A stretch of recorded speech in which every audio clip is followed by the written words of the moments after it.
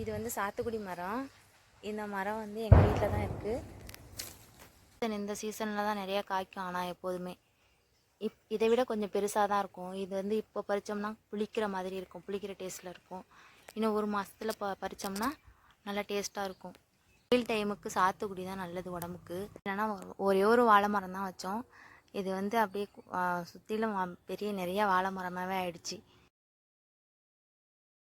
டைமில் ஆயிடுச்சு. அதுக்கப்புறம் இது இந்த வாழைத்தாறு. அதுக்கப்புறம் இங்கே ஒன்று விட்டுருக்கு.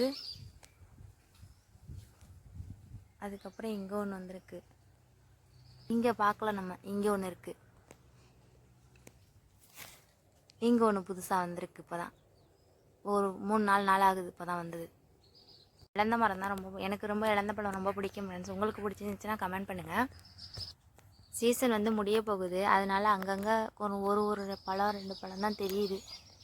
கண்டுபிடிச்சிட்டேன் ஃப்ரெண்ட்ஸ். இருந்தால் தெரியுதா? மொத்தம் 3 மரம் இருந்தது ஃப்ரெண்ட்ஸ். அதை உங்ககிட்ட காமிக்கணும்னு தோணுச்சு, அதை ஷேர் பண்ணேன். பிடிச்சிருந்தா லைக் பண்ணுங்கள், கமெண்ட் பண்ணுங்கள், சப்ஸ்கிரைப் பண்ணுங்கள் ஃப்ரெண்ட்ஸ்.